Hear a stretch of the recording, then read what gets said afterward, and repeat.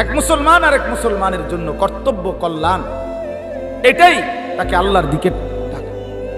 আদ-দীনু আন-নাসীহা, নবী সাল্লাল্লাহু আলাইহি সাল্লাম বলছে দ্বীন মানেই হচ্ছে অপরকে উপদেশ দেওয়া, নসিহত করা, কল্যাণ কামনা করা, কল্যাণ কামনা করা। এক মানুষ বছরের পর বছর নামাজ পড়ে না, আপনি কি তারা বলবেন না কিছু? দিনের পর দিন আপনার স্ত্রী পর্দা করে না, আপনি যে তারে কিছু বলেন না? চাচা,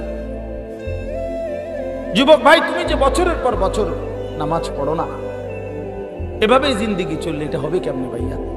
একজন আরেকজনকে গুনার দিকে না ডাকা, বরং আল্লাহ বলেন আহসান যদি হতে হয় তাহলে কার দিকে ডাকতে হবে? আবার বলেন কার দিকে?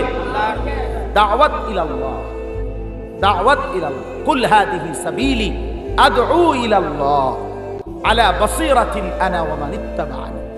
আল্লাহ বলছে নবী আপনি বলে দেন, ও বন্ধু, ও রাসূল আমার, আপনি বলেন মানুষকে আল্লাহর দিকে ডাকা। খোদার কসম আল্লাহ বলছে কোরআনে, সূরা ইউসুফের মধ্যে আছে, মানুষকে আল্লাহর দিকে ডাকা, আল্লাহর দিকে ফেরাবার চেষ্টা করা, এটা আমারও কাজ। আমারে যারা অনুসরণ করে যুগে যুগে, আমার সেই অনুসরণকারী উম্মতেরও দায়িত্ব। এটাই রাস্তা, এটাই জিন্দেগি, যে মানুষকে আল্লাহর দিকে ডাকা।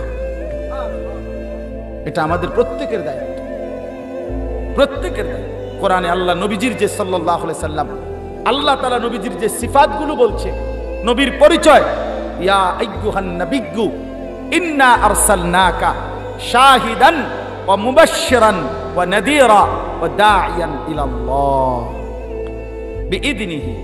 নবীজির একটা পরিচয় হলো, আল্লাহ বলেন বন্ধু আপনি হলেন আমার হুকুমে আমি আল্লাহর দিকে দাওয়াত দানকারী, আহ্বানকারী। দাঈ হও, আল্লাহর দিকে ডাকা মানুষকে, এটা আমাদের জিম্মা। আজকে প্রত্যেকের কাছে অনুরোধ, এই রবিউল আউয়াল মাসেই আপনি এটা মনে করেন যে প্রিয় নবী সাল্লাল্লাহু আলাইহি ওয়াসাল্লাম রবিউল আউয়াল মাসে পৃথিবীতে তাশরীফ এনেছেন, এই মাসেই তিনি পৃথিবী থেকে বিদায় নিয়েছেন। তাহলে নিঃসন্দেহে রাসূলুল্লাহ সাল্লাল্লাহু আলাইহি সাল্লাম আগমন করেছেন, এটাও দামি। নবী সাল্লাল্লাহু আলাইহি সাল্লাম ইন্তেকাল করেছেন, এটাও বেদনার। তো খুশি এবং বেদনার মিশ্রণে নবী সাল্লাল্লাহু আলাইহি সাল্লামের প্রতি আমাদের স্মরণ, আমরা যদি নবী সাল্লাল্লাহু আলাইহি সাল্লামকে স্মরণ করি, আমার বাপ ইনসাফের সাথে ভাইবেন, ধাক্কাধাক্কি ঠেলাঠেলি পরে আপনার মাথার যেটা আছে এটাকে একটু ছাড়ে কইরা বিবেক দিয়া আরেকবার ভাইবেন। প্রিয় নবী সাল্লাল্লাহু আলাইহি সাল্লাম 23টা বছর কষ্ট করে এই পরিমাণ পাথরের আঘাত সইলেন, দান মুবারক শহীদ করিলেন, পেটে 2টা পাথর বাঁধলেন, 3টা মাস ঘরের চুলায় আগুন জ্বলে নাই, রান্না করা কোনো খাবার কোনোদিন খান নাই 3 মাসে। খোদার কসম করে বলেন, আল্লাহকে সাক্ষী রেখে বলেন, এত কষ্ট, এত মেহনত, এত পাথরের আঘাত, এত অভুক্ত থাকা, এত ক্ষুধার্ত, এত চোখের পানি ফেললেন শুধুই কেবল নবীজির জন্য আমরা ঢাক বাজাবো, ঢোল বাজাবো, আমরা নবীজির জন্য কিছু উৎসব করব, এই এতটুকুর জন্যই না। আপনার ইনসাফ এটাই বলে, আপনার বিবেক এটাই বলে বাবা। আহ, তাইলে আমাদের বিবেক কোথায়? তার সুন্নাত মানবে কে? মিসওয়াক কে করবে? দস্তরখান কে বিছাবে? সমস্ত কাজ ডান দিকে, নেক কাজ, উত্তম কাজ কে করবে?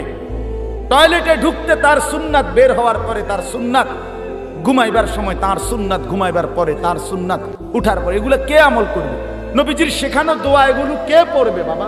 কার জন্য তিনি আলহামদুলিল্লাহিল্লাযী আত'আমানা, আলহামদুলিল্লাহিল্লাযী আহইয়ানা, গুফরানাকা আলহামদুলিল্লাহিল্লাযী, এই সমস্ত দোয়া খাইতে, খাওয়ার শেষে, বাথরুমে ঢুকতে, বের হওয়ার পরে, অজুর শুরুতে, অজুর শেষে, ঘুমের শুরুতে, ঘুমের শেষে, উঁচু জায়গায়, সমতল জায়গায়, নিচু জায়গায়, ঘরে ঢুকতে, ঘর থেকে বের হতে, যানবাহনে উঠতে, যানবাহন থেকে নামতে, জীবনের প্রত্যেক কদমে কদমে নবীজি যে এই দোয়াগুলো পড়লেন, এক এক সময় এক একটা দোয়া, এটা কোন উম্মতের জন্য? মানে আরো একবার যে উম্মত আমরা মইরা সাইলে যারা আসবে তাদের জন্য না। তো তিনি এই আমলগুলো কেন করলেন যদি এগুলো আমাদের কোনো কাজেই না লাগলো?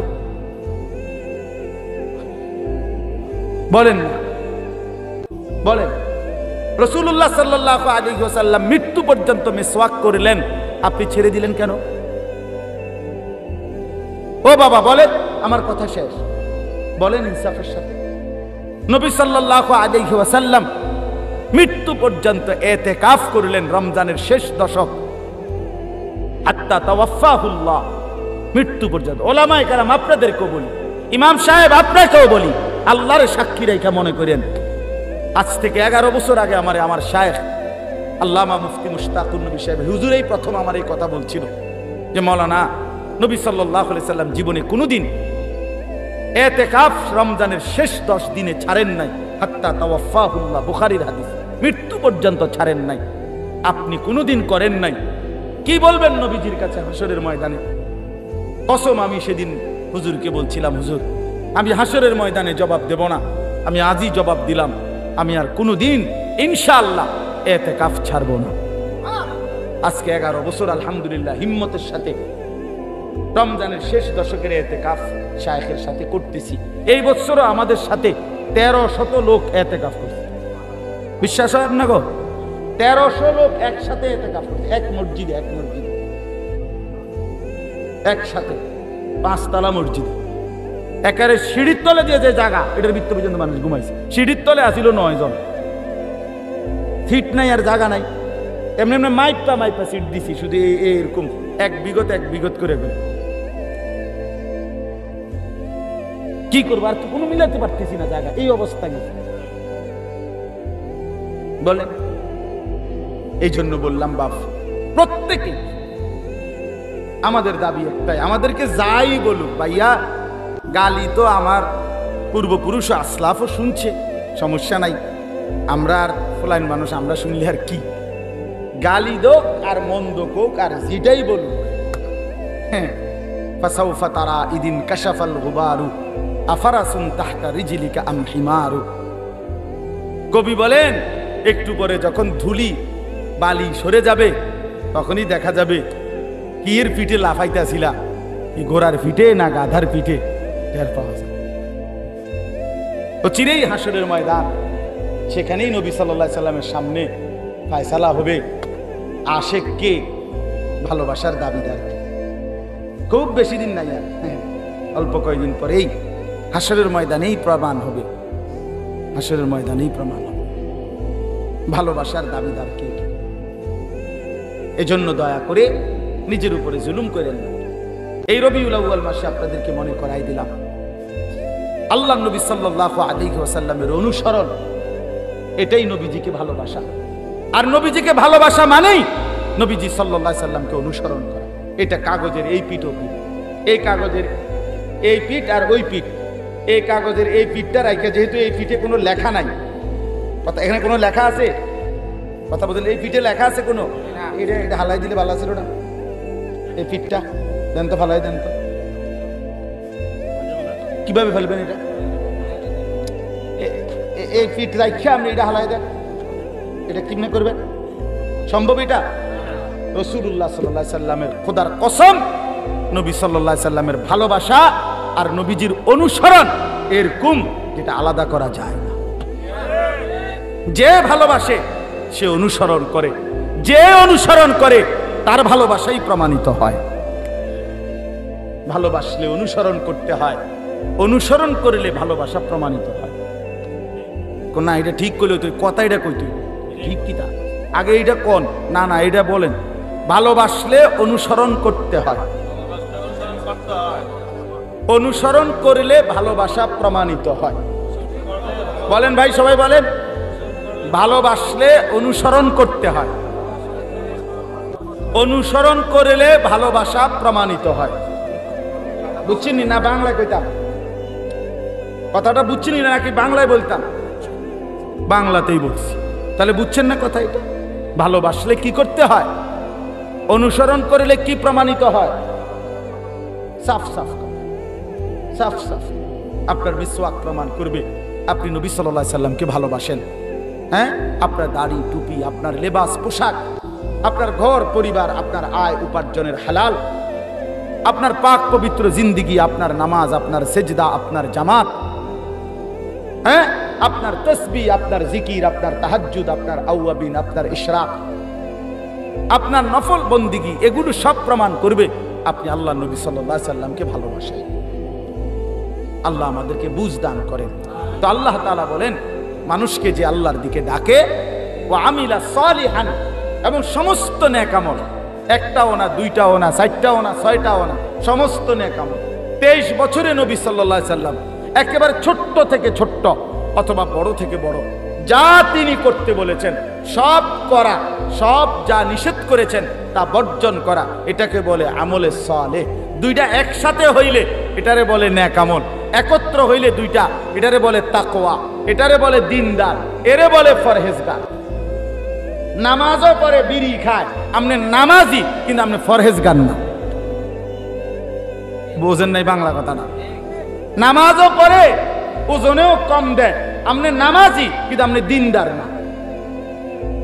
দিনদার বলে পুরা দিন যে মানে তারে বলে দিনদার, তারে বলে পুরা দিন। আপনি রোজা রাখেন কিন্তু ওজনে কম দেন, রোজা রাখছেন কিন্তু নামাজ পড়েন না, আপনি রোজাদার কিন্তু আপনি নেককার, দিনদার, মুত্তাকি নয়। মুত্তাকি হবে সে যে উভয়টাকে মিলাইছে, অর্থাৎ গুনাহগুলো ছেড়ে দিছে, নেকিগুলো গ্রহণ করছে। আল্লাহ বুঝার তৌফিক দান করেন। আর শেষ কি? শেষ হলো প্রতিনিয়ত সাহসিকতার সাথে, হিম্মতের সাথে, খুশি খুশি বলতে হবে আমি মুসলমান, আমি মুসলমান। নিজের চেহারা, নিজের দাড়ি, নিজের টুপি, নিজের লেবাস, নিজের পোশাকের উপরে, নিজের চলাফেরার উপরে, নিজের কার্যক্রমের উপরে নিজের মধ্যে কথার হিম্মত, আত্মবিশ্বাস থাকতে হবে। আমি মুসলমানের একজন, আমার ধর্মই শ্রেষ্ঠ, এটাই নিখুঁত, এটাই পবিত্র, এটাই গোটা পৃথিবীতে সর্বশ্রেষ্ঠ। হ্যাঁ, কারণ প্রিয় নবী সাল্লাল্লাহু আলাইহি ওয়াসাল্লামের জীবন, সুন্নাত, নবীজির তরিকা, বন্ধু শত্রু সবাই পরীক্ষা করছে, সবার কাছেই তিনি শ্রেষ্ঠ। জানেন না এটা? আমাদের নবী সাল্লাল্লাহু আলাইহি সাল্লাম ইমানদারের কাছেও শ্রেষ্ঠ, বেঈমানের কাছেও শ্রেষ্ঠ। আপনজনও পরীক্ষা করছে নবীর জীবনীকে, তাদের কাছেও শ্রেষ্ঠ। দুশ্মনেও নবীর জীবন বারবার পরীক্ষা করে দেখছে, কিন্তু দুশ্মনও একটা কলঙ্ক বাইর করতে পারে নাই, আপনজন তো বাইর করার প্রশ্নই নেই। তাহলে বন্ধু শত্রু সবার কাছেই তিনি কি? শ্রেষ্ঠ। সুবহানাল্লাহ, তিনি সবার কাছে শ্রেষ্ঠ। এত বড় প্রিয়তম রাসূল সাল্লাল্লাহু আলাইহি সাল্লামকে বাদ দিয়ে যুবক কার মতো চুল রাখে, কার মতো জিন্দেগি সাজে? হায় হায়, এতটুকু আত্মমর্যাদাও তো থাকা উচিত। তাহলে এতটুকু কথাই আজকে বললাম। 3টা কাজ করা, মানুষকে আল্লাহর দিকে ফেরাবার চেষ্টা করা, নেক আমল সবগুলো করা, এবং নিজের পরিচয় মুসলমান এটার প্রতি স্বাচ্ছন্দ্য বোধ করা, এটাকেই আরাম বোধ করা। আরাম বোধ আপনাদের কাছে অনুরোধ বাবা, আমি এই সফরে একজন 72 বছর বয়সী হিন্দু লোক, ওনার 2 ছেলে মুসলমান, কালেমা পড়ে মুসলমান হয়েছে, কিন্তু ওই চাচা 72 বছর বয়স। আমরা 3 জন মাওলানা সাহেব প্রায় 2.5 ঘন্টা ওনারে কালেমার দাওয়াত দিছি, আলাদা বুঝাইছিলাম।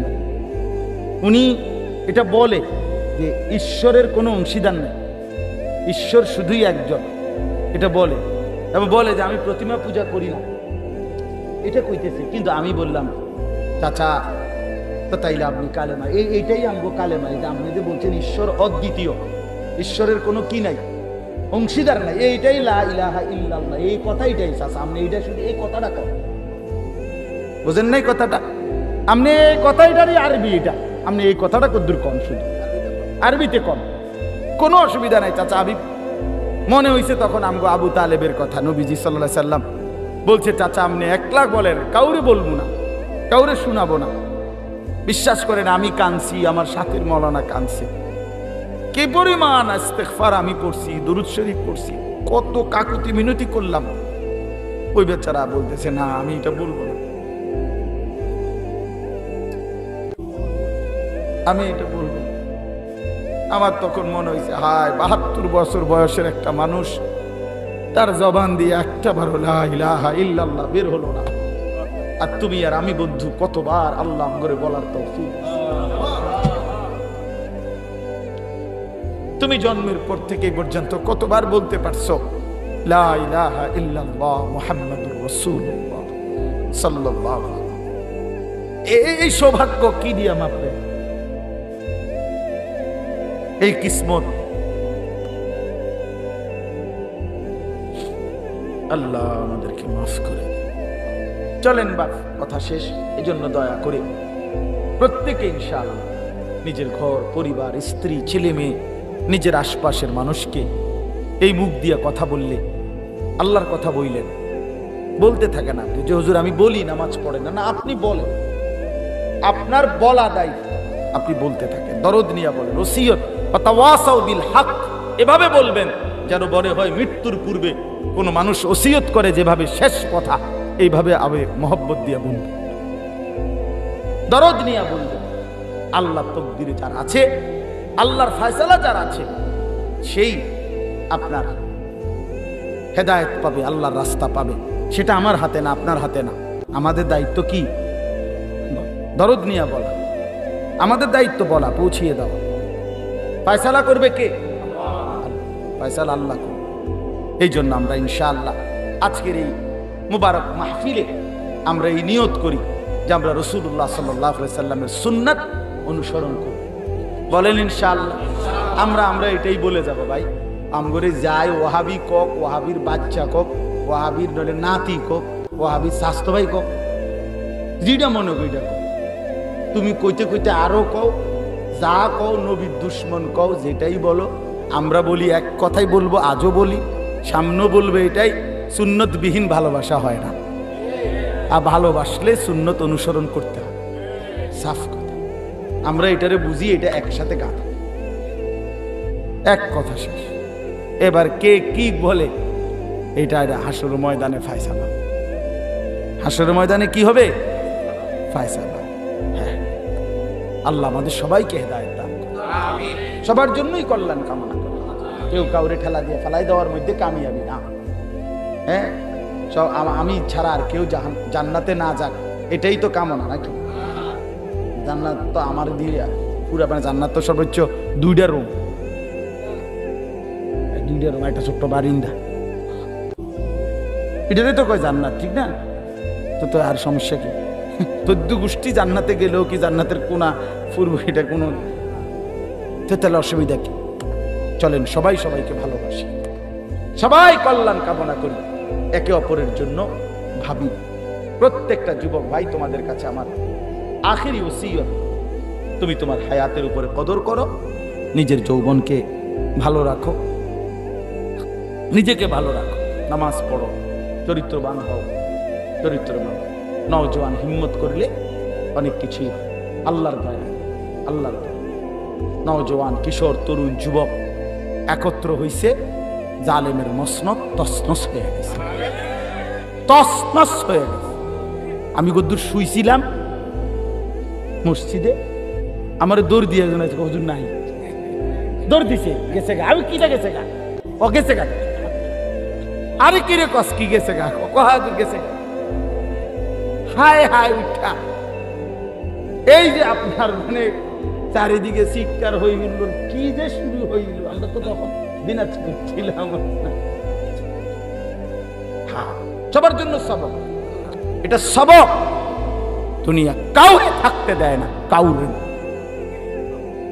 দুনিয়া ধোকা, দুনিয়া ধোকা, এই রাজপ্রাসাদ ধোকা, ক্ষমতার এই মসনদ ধোকা, ধোকা, ধোকা, ধোকা। দেখা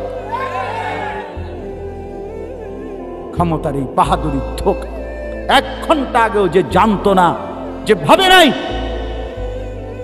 1 ঘন্টা পরে তার পায়ের তলার মাটিও নাই, কিচ্ছু না, কিচ্ছু না। ফালাম্মা নাসু মা যুকিরু বিহি ফাতাহনা আলাইহিম আবওয়াবা কুল্লি শাই হাত্তা ইযা ফারিহু আখাযনাহুম বিমা উতু আখাযনাহুম বাগতাতান ফাইদা হুম মুবলিসুন। আল্লাহ বলেন, আমার কোন বান্দা যখন নাফরমানি বাড়ায়া ফেলে, আমি তখন দুনিয়ায় কিছুটা সুখ পুরা খুলে দেই। হঠাৎ করে এই অবস্থায় থাকা অবস্থায় আমি হঠাৎ ধরে ফেলি, তখন সে বিমর্ষ, দিশেহারা, বিহবল হয়ে যায়। যে হায় হায়, কি হইল, কি হল? ফাকুতিয়া দাবিরুল কওমিল্লাযীনা যালামু ওয়াল হামদ। হ্যাঁ, আল্লাহই করে। সব করেন কে? আল্লাহ। আল্লাহ কাউকে না কাউকে আল্লাহ ব্যবহার করে, কথাটা বুঝছেন না? কাউকে না কাউকে আল্লাহ কাজে লাগায়, এটাই। কিন্তু করে তো কে? সব করেছেন কে? ঈমান মজবুত ঠিক থাকা চাই, আল্লাহই করেছেন, আল্লাহই করেছেন। এই জন্য দয়া করে প্রত্যেকে ইনশাআল্লাহ, প্রত্যেকে, আমি কোনো ধাক্কাধাক্কির জন্য বললাম, আমি বললাম এটাই আমরা যেন সবক নেই। দুনিয়া দৌড়ে থাকতে দেয় না, দুনিয়ার সব ধোঁকা, আখিরাতই একমাত্র স্থায়ী। আল্লাহ আমাদেরকে তৌফিক দেন, কবুল করেন।